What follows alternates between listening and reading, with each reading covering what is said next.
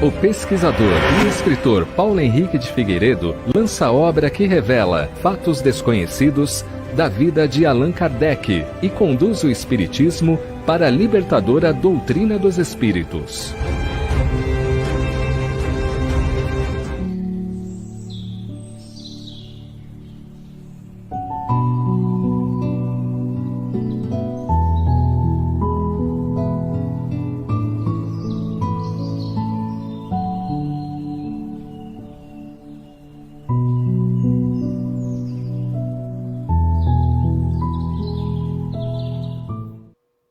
Boa noite.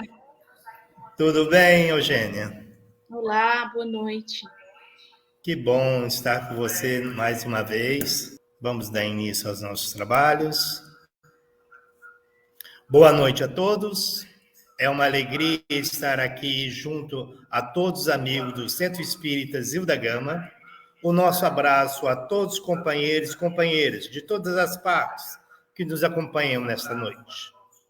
Rogamos aos espíritos superiores, benfeitores e educadores, que nos inspire e nos sustente na caminhada, que possamos colher neste momento de reflexão que a nossa amiga Maria Eugênia trará como tema esforço e oração.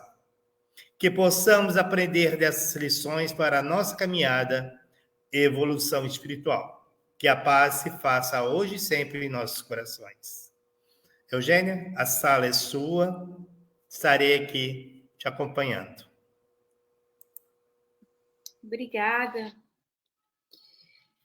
Então, novamente, boa noite, saudações a todos que nos assistem nesse momento pelo portal do Facebook do Centro Espírita Zilda Gama, em Sapucaia, estado do Rio de Janeiro. É uma alegria estarmos juntos novamente. Desta feita, para refletir acerca do tema esforço e oração. Nós agradecemos o carinhoso convite que nos foi endereçado pelo Johanno. Agradecemos igualmente pela confiança que nos é depositada para tecermos aqui algumas considerações. Antes que possamos fazê-lo, reforçando o pedido, a súplica do Johanno, rogamos à equipe espiritual, aos espíritos amigos que nos assistem, a todos, a vocês que estão conectados na live, ao grupo espírita, ao Centro Espírita Zilda Gama, os espíritos que laboram nesta entidade, bem como também aqueles que costumam a mim acompanhar no esforço de inspiração. Eu agradeço a Deus, ao Cristo e a esses benfeitores que nos permitem extrair algo de útil das leituras que empreendemos e partilhar com cada um de vocês. A nossa preleção tem por fonte primeira a mensagem que intitula-se Esforço e Oração, que o benfeitor Emmanuel deu pela mediunidade de Chico e está inserida ali no livro Caminho, Verdade e Vida, capítulo 6. O benfeitor comentará uma passagem do Evangelho de Mateus, capítulo 14, verso 23, que vamos ler nesse momento. A passagem diz assim: E despedida a multidão, subiu ao monte a fim de orar à parte. E chegada já à tarde, estava ali só. Repitamo-la. E despedida a multidão, subiu ao monte a fim de orar à parte. E chegada à tarde, estava ali só. Mateus 14, 23. Em essência, o querido Espírito Emmanuel, guia do Chico Xavier, instrutor espiritual da tarefa a ele concedida, nos dirá que, embora haja apelos em vários grupamentos religiosos para que a criatura isole-se do mundo e passe a existência em contemplação inativa, a tarefa daquele que está encarnado é aliar a oração ao esforço, à ação. Então, desse modo, essa é a síntese da mensagem emanuelina em comentário a esse versículo do Evangelho de Mateus. E nós vamos, então, refletir um pouco acerca disso. Dirá Emmanuel que Jesus, terminado o trabalho diário, junto à multidão sofrida, ele aí sim buscava a comunhão com Deus. Então vamos refletir na nossa vida cotidiana, que tempo, que cota de tempo vimos dedicando ao esforço diário para o trabalho, que é a ocupação das nossas horas durante o dia em geral, a fonte que nos mantém, que nos sustenta, que dá alimento ao nosso corpo, que permite sustentemos os nossos familiares, que permite possamos estagiar no mundo, adquirindo as virtudes necessárias para a evolução do espírito. E que cota de tempo nós dedicamos à oração, aqui representando a comunhão com Deus, a busca dos valores e do sentido espiritual que devemos todos dar à existência. A fé, essa flama viva que nos cabe cultivar para que as suas chamas, o seu clarão, possam iluminar verdadeiramente os nossos roteiros, ela deve nos impulsionar a tarefas que são eminentemente de cunho espiritual, mas sem jamais negligenciarmos aquelas que constituem os nossos afazeres e deveres no plano material. Então, essa é a tônica da reflexão emanuelina. Nós, criaturas que aqui estamos, usufruindo de um corpo de carne, momentaneamente, entre o berço e o túmulo da existência atual, devemos, como cidadãos encarnados que estamos, obrigações no âmbito da materialidade. São muitas as demandas, e aquelas justas, mormente no que dizem respeito ao cumprimento dos nossos deveres familiares, sociais, laborais, devem ser cumpridos, como se estivéssemos em serviço ao Cristo, em serviço a Deus também. E não é diferente.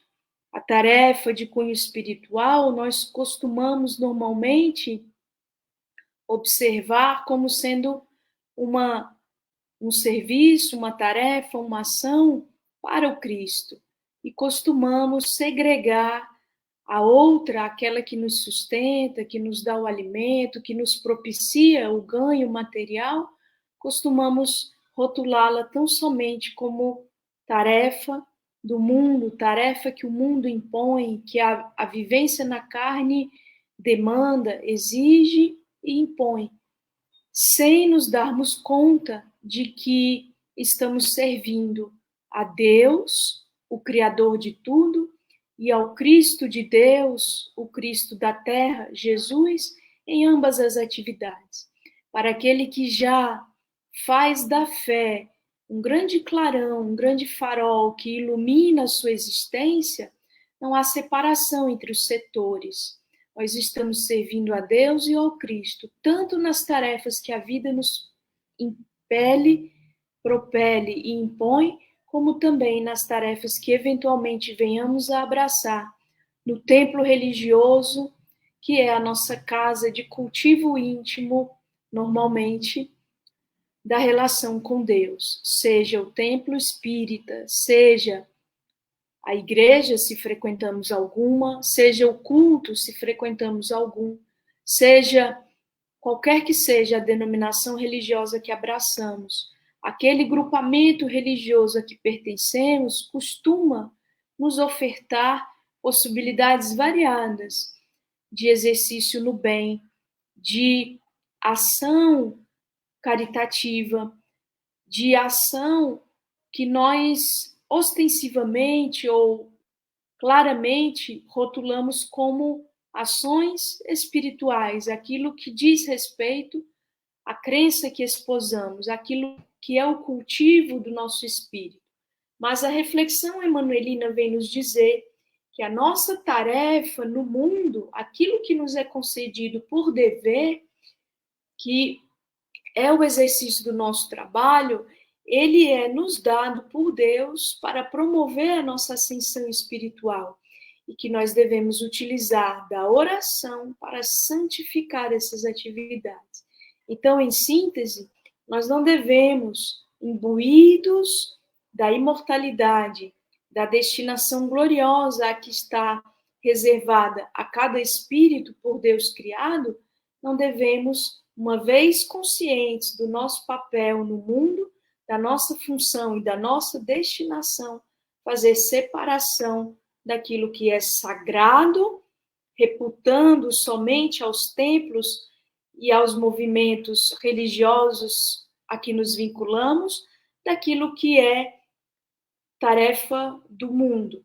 Todas as tarefas devem ser realizadas com igual zelo e com o esforço de santificá-las, seja no âmbito do espírito propriamente, no grupo a que nos filiamos, ou seja, nas oficinas de trabalho que pertencemos.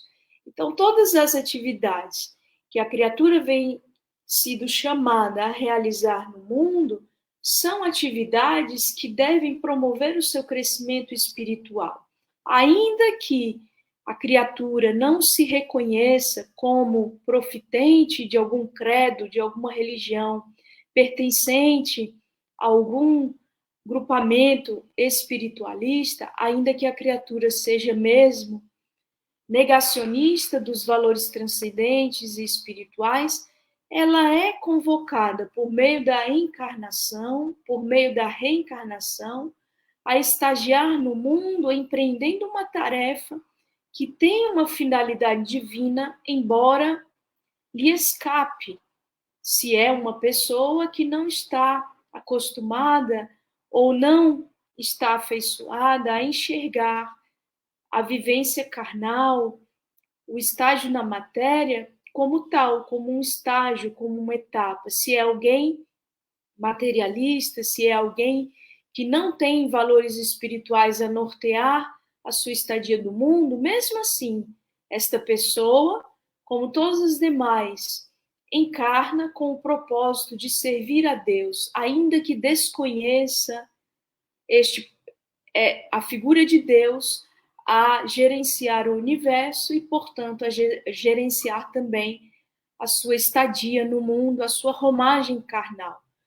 Mesmo grandes cientistas, grandes estadistas, grandes artistas ou grandes desportistas, qualquer que seja a natureza da atividade a que a criatura vem realizar aqui, foi chamada, foi convocada para tal, a notoriedade que adquire por exercer com excelência aquele encargo aponta para que aquela tarefa não foi o acaso que a propiciou, a teceu ou a concedeu.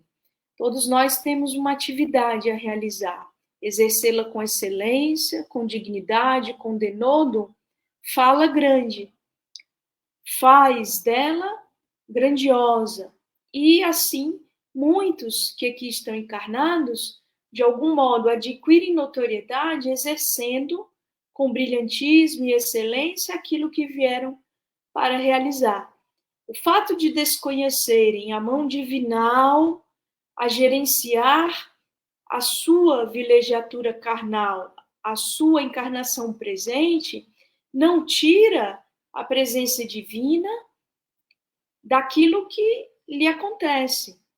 Não exclui o gerenciamento divinal naquilo que ocorre. Então, mesmo que a criatura não reconheça em Deus, ou não reconheça no propósito que abraça um alvo, um objetivo divino, ela está cumprindo uma tarefa, exercendo todo o seu potencial e o seu brilho, extraindo de si mesma as potencialidades que foram colocadas em si por uma potência divina, fazendo eclodir qualidades e inspirando com a excelência do exercício que abraçaram incontáveis consciências, a dar também o melhor de si e a exercer com excelência e brilhantismo aquilo que abraçam e ao qual se dedicam.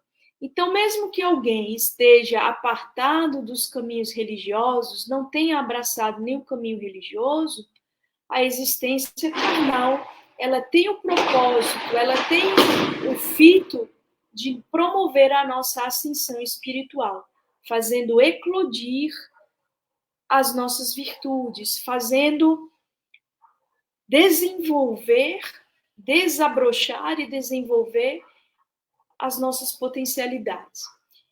Mas nós que abraçamos um corpo de doutrina, que aceitamo-lo como algo que nos descedenta a sede de espiritualidade, a sede de comunhão com Deus, abraçamos o espiritismo como farol que ilumina as nossas existências, que nos dá consolo nos instantes difíceis e promove fortaleza, nós, então, temos por obrigação aliar o clarão espiritual que a seiva de espiritualidade que buscamos pode nos dar aquilo que viemos realizar. Então, devemos, por obrigação, extrair de todas as circunstâncias da vida, sejam aquelas que abraçamos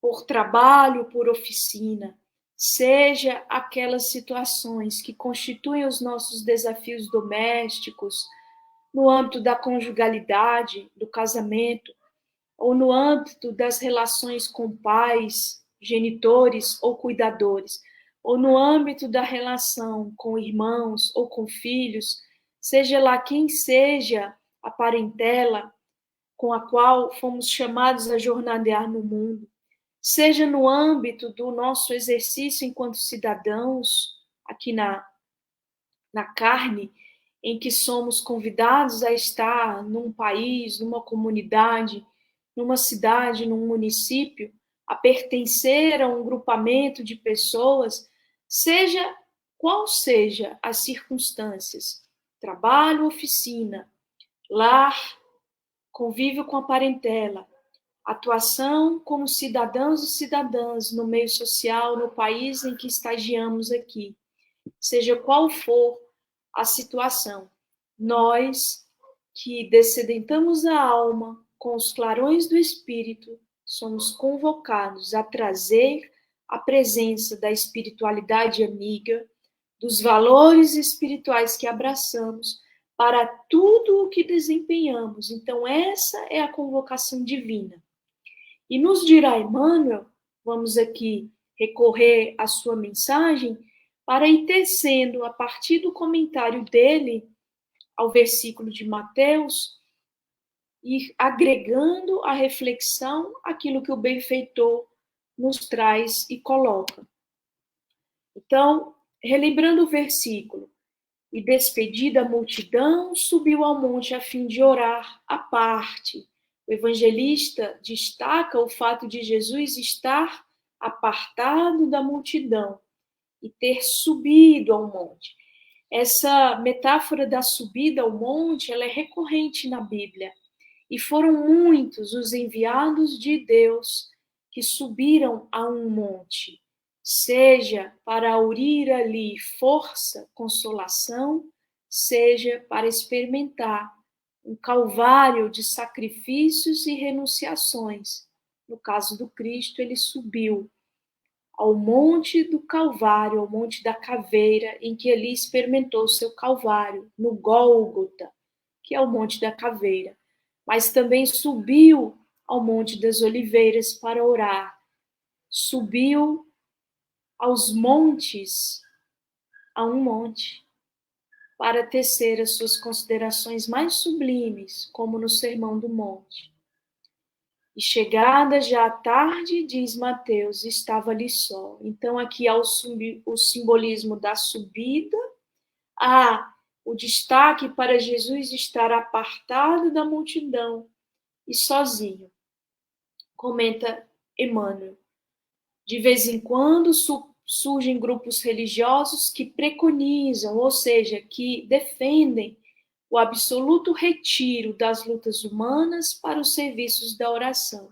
Então, nós já comentamos que o apelo divinal com a nossa encarnação presente não é para que nós nos afastemos das lutas do mundo a fim de aurir sintonia e comunhão com Deus, mas sim que o contato uns com os outros nas situações variadas que a vivência carnal promove no lar, família, no meio social, no trabalho, no grupamento religioso, qualquer que seja, essa é uma convocação para que espiritualizemos as nossas ações e as nossas experiências.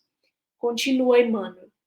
Nesse particular, entretanto, o mestre é sempre a fonte dos ensinamentos vivos. Então, Emmanuel vai pegar Jesus como exemplo para que possamos pautar a nossa conduta no exemplo maior que nos é concedido, o exemplo magno que nos é ofertado, conforme dizem os Espíritos na questão 625. Jesus é o nosso modelo e guia. Então, Emmanuel dirá, o trabalho e a prece são duas características da atividade divina. Então, nós estamos aqui sempre falando, o esforço vem à nossa mente como esforço laboral, esforço do trabalho empreendido para o sustento do corpo. A oração vem à nossa mente como um mecanismo de comunhão com Deus nos lugares de devoção a Deus, nos templos. Mas, Emmanuel diz, o trabalho e a prece são duas características de uma mesma atividade, atividade divina. Então, ele não separa, porque ele coloca como sendo atividade divina tudo aquilo que a criatura veio realizar no mundo. É para a sua promoção perante Deus, para a sua ascensão na escala evolutiva, para a sua elevação na escala ascensional da evolução. Diz ainda Emmanuel, Jesus nunca se encerrou à distância das criaturas, com o fim de permanecer em contemplação absoluta dos quadros divinos. Ele cultivou a prece em sua altura celestial sem afastar-se das necessidades humanas. Então, esse é um convite para todos nós. Santificar as nossas ações no contato uns com os outros, sem afastarmos-nos do convívio ou das situações que rotulamos como difíceis e melindrosas. Quiçá, talvez, não sejam essas situações mesmas a grande oportunidade que Deus nos dá para a nossa elevação espiritual, para o eclodir, desabrochar e desenvolver das nossas virtudes morais e espirituais. As situações mesmas que muitos de nós queremos evitar, queremos alijar da nossa presença, da nossa vida, queremos nos afastar, são talvez as situações mais valiosas, mais ricas de experiências para o nosso crescimento moral e espiritual, porque são elas que despertam em nós, muitas vezes, a necessidade de renúncia, de sacrifício, de devotamento, Lembremos que Kardec, quando comenta no capítulo 17 do Evangelho segundo o Espiritismo, sobre os caracteres ou as características da perfeição, ele dirá que tudo o que superexcita o sentimento da personalidade destrói, ou, quando não destrói, pelo menos enfraquece os elementos da verdadeira caridade, que são a benevolência, a indulgência, a abnegação e o devotamento.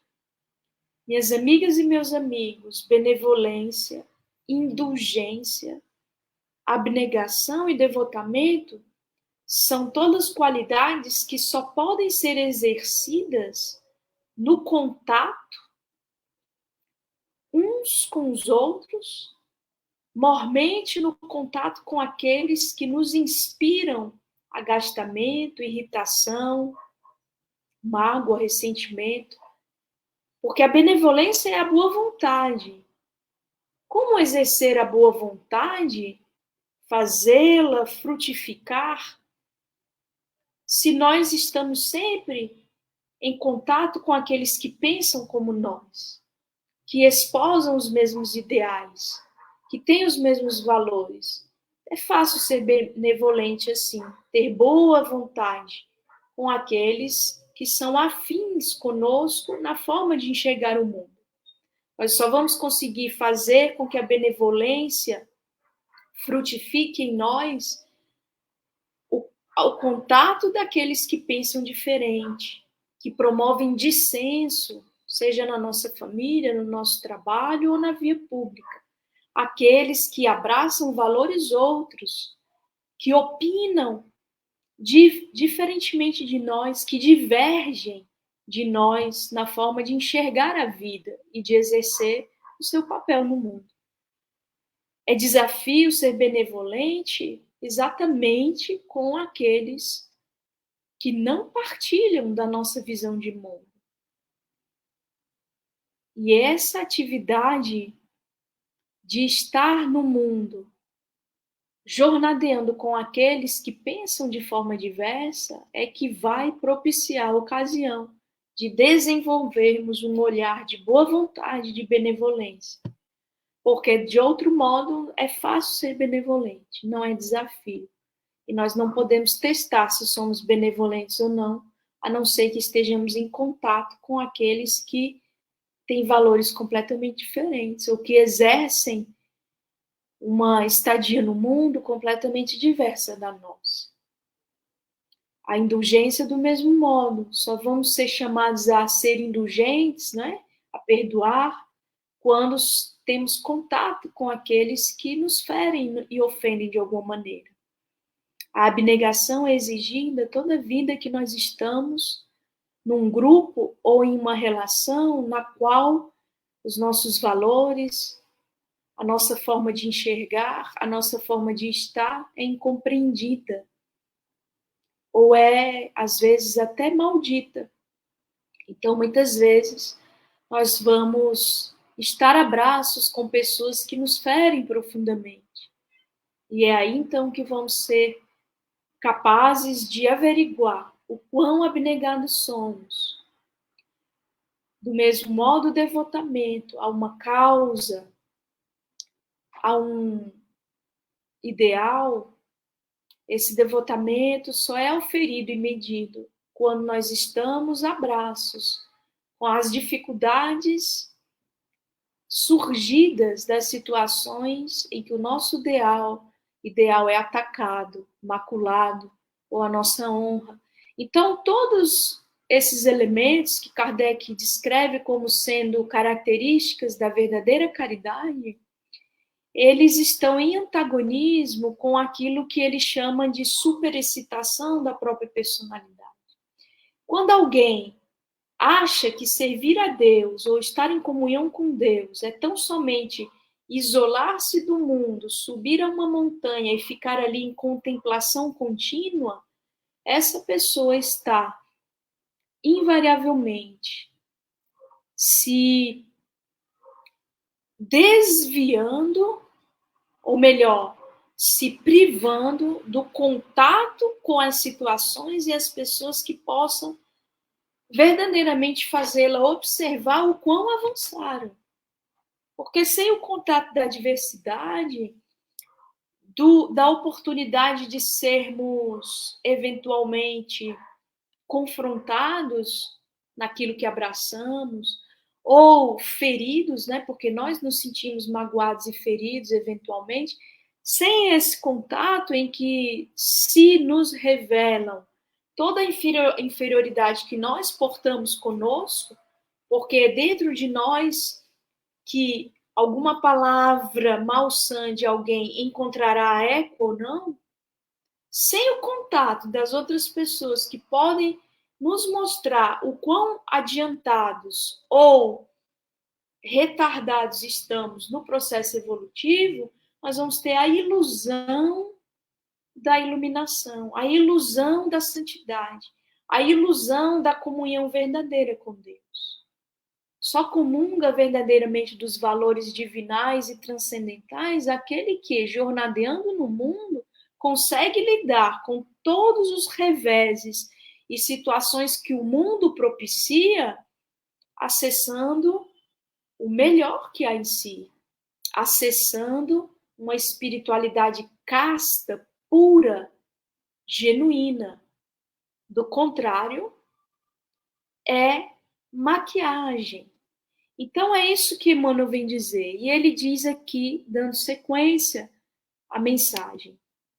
Despedida a multidão, terminado o esforço diário, estabelecia Jesus a pausa necessária para meditar à parte, comungando com o Pai na oração solitária e sublime. Então, após a jornada, após o esforço diário, a busca da comunhão com Deus. Então, é ilusão nós acharmos que vamos conseguir uma comunhão com Deus com os nossos afazeres procrastinados, todos por fazer, com as horas do dia negligenciadas no cumprimento do trabalho que viemos realizar, junto à família, junto à sociedade, junto ao ambiente mesmo em que elegemos para o exercício da nossa profissão. Então, é cumprir as obrigações junto à multidão, junto às situações que nos demandam intelectualmente, emocionalmente, fisicamente. Depois, a comunhão com Deus. E a comunhão com Deus facilitará o exercício das nossas atividades junto à multidão, na medida em que nós vamos permear o nosso coração, a nossa mente, da inspiração divina, para lidar com as situações difíceis que se nos apresentam, inclusive a preguiça. Continua o benfeitor. Se alguém permanece na Terra, é com o objetivo de alcançar um ponto mais alto. Então, ele nos lembra que estar aqui, estagiar aqui, tem sempre o objetivo primeiro, primordial e principal de alçar uma posição mais elevada, ou seja, avançar. Nas expressões evolutivas, diz ele. Então, se alguém permanece na Terra, é com o objetivo de alcançar um ponto mais alto nas expressões evolutivas, pelo trabalho que foi convocado a fazer. Então, aqui ele está chamando atenção, Emmanuel, diretamente pelo trabalho que nos é obrigação de cada dia.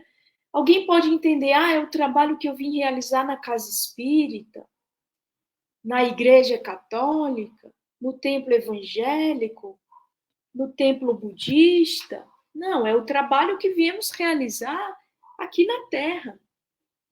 Se você é professor, professora, é esse trabalho. E ele, por si só, dá bastante trabalho. Ele, por si só, nos convida à grande superação. Se você é médico, médica, é convocado também ao exercício sublime e salutar dessa profissão. Se você é um administrador, também igualmente. Se você apenas serve no ambiente de trabalho, exerce uma função de subalternidade, que você às vezes julga menor, mas para Deus não existe nenhuma função e nenhuma tarefa que seja menor, porque as tarefas rotuladas como maiores por nós não existem sem aquelas que rotulamos como menores. Então, na criação e na atividade aqui no mundo, né? O mundo é um grande laboratório, uma grande escola em que nós estamos aprendendo a servir a Deus, para que posteriormente, numa condição de espíritos mais adiantados, nós possamos servir a Deus cada vez mais e melhor. Então, nós estagiamos aqui. Cultivar o exercício digno, correto, dedicado, disciplinado do nosso trabalho aqui nos credenciará para trabalhos de maior envergadura na seara do Senhor, aqui ou alhures. Alhures significa em qualquer outra parte. Então, diz Emmanuel, se alguém permanece na terra é com o objetivo de alcançar um ponto mais alto, e pela oração o homem recebe de Deus o auxílio indispensável à santificação da tarefa. Então, as nossas tarefas precisam ser sacralizadas, santificadas, tornadas sagradas mediante a nossa comunhão com Deus ou com os benfeitores, a fim de que eles possam nos intuir a melhor forma de atuar, a melhor forma de lidar com as problemáticas incontáveis que as nossas tarefas trarão. Qualquer profissão ou qualquer exercício de tarefa pode ser no lar também, porque alguém que nos assiste pode estar na condição de desempregado, desempregada, ou de alguém que se vê claramente a braços com uma tarefa que é puramente doméstica. Aí é então a tarefa que deve ser sacralizada. Toda ocupação útil é trabalho, dizem os espíritos. Então, se você não tem um trabalho formal, se você não tem uma atividade remunerada, não significa que não está em meio ao exercício de alguma atividade, alguma tarefa. Perante Deus, certamente. Por exemplo, criar os filhos. Alguém pode ter a ilusão de que por unicamente estar a criar os filhos, não está trabalhando. Está exercendo um dos trabalhos, uma das missões, uma das tarefas mais difíceis. Então, tudo que realizamos, remunerado ou não, é um trabalho.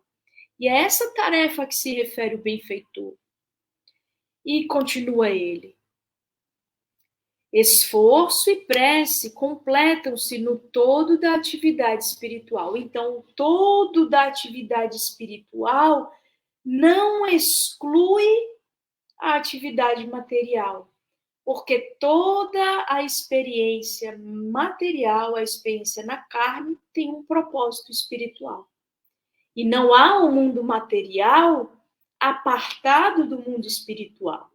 Os visíveis e os invisíveis, os encarnados e os desencarnados, os vivos segundo a carne e os mortos segundo a carne, se interpenetram constantemente. Então, a realidade visível e invisível, ambas estão a se imiscuírem, a se misturarem. E o propósito da encarnação é sempre divino, é sempre espiritual, embora haja aqueles que não creem no espírito. Mesmo assim, eles estão aqui com um corpo de carne, temporariamente exercendo uma função que tem uma finalidade maior. Embora essa finalidade maior momentaneamente escape a eles, lhes escape. A criatura que apenas trabalhasse sem método e sem descanso acabaria desesperada, em horrível secura do coração, diz Emmanuel. Aquela que apenas se mantivesse genuflexa, né, de joelhos, significa isso, genuflexo, estaria ameaçada de sucumbir pela paralisia e ociosidade. Então, ele está dizendo, nem apenas trabalhar sem método, sem descanso, porque isso promove um desespero, um estresse tamanho que a criatura se desgoverna e deixa árido o coração. E nem está somente nas posições de oração, de genuflexão, de busca a Deus sem uma aliança com as tarefas exercidas com dignidade, dedicação e disciplina. Então, é aliar a atividade à oração, o esforço à oração. Diz-nos ainda Emmanuel, a oração ilumina o trabalho e a ação é como um livro de luz na vida espiritualizada. Então, a ação ilumina o trabalho, fazendo com que possamos exercê-lo sintonizados com a sua plena finalidade. E a ação é o livro que nós estamos escrevendo perante a vida imortal. É um livro de luz na vida espiritualizada. Então, ao desencarnarmos, aquilo que empreendemos de nobre, de são, de sadio, de edificante, será nos desvelado nesse grande livro que estamos escrevendo na encarnação. Nos instantes em que estamos aqui encarnados. Por fim, dirá Emmanuel, cuida de teus deveres, porque para isso permaneces no mundo. Mas nunca te esqueças desse monte, localizado em teus sentimentos mais nobres, a fim de orares à parte, recordando o Senhor. Então, ele nos lembra que o monte ao qual nós devemos subir são os nossos sentimentos mais nobres. É aquela esfera íntima em nós em que Deus habita. E dali, do ímã de nós mesmos, faz ecoar a sua voz, conclamando-nos ao cumprimento dos nossos deveres. É a parte porque é necessário interiorização, introspecção, para que possamos recordar o Senhor, lembrar a presença divinal em nós e seguir os roteiros e as diretrizes que Ele nos aponta. Mas para isso é preciso sintonia. Então, a oração ela tem esse papel, esse condão, de nos propiciar a sintonia elevada, por meio da qual nós exerceremos o nosso trabalho com dignidade, ou sem a qual nós exerceremos o nosso trabalho com estresse, com pressão, com desespero e com alienação dos propósitos reais da vida. Então, essa é a mensagem que trazemos aos amigos e amigas e a todos nós que aqui estamos nesse momento. Agradecemos a Deus, ao Cristo e aos espíritos amigos que nos secundam nesse momento de reflexão. Paz e bem, paz e luz. Obrigado mais uma vez, Eugênia, por esse carinho, por sua atenção, que sempre, quando eu envio o convite, você sempre está nos apresentando esses trabalhos. Assim, convido a todos a fechar os olhos, abrir o coração e agradecermos. Senhor, humildemente reunidos sobre a árvore da prece, agradecemos esses momentos que aqui passamos e que essas energias, Senhor, possam chegar a todos os corações chorosos, tristes, amargados, perturbados, a todos aqueles que estão registrados no caderno de nosso coração, não esquecendo daqueles que algum dia, em algum momento, nesta ou em outra existência, utilizando mal o nosso livre-arbítrio, os prejudicamos. Que possa chegar essa energia de soerguimento, de perdão, de amor e justiça. Obrigado a Zilda Gama, mentora espiritual de nossa casa, a Jesus, nosso bem mestre amado, e a Deus, nosso Pai. E a todos os companheiros que participaram conosco neste momento. Muito obrigado, que assim seja. Um abraço, Eugênia. Obrigado pelo carinho. Obrigada, abraço a todos. Obrigado você. Até a próxima, querida. Audio Jungle.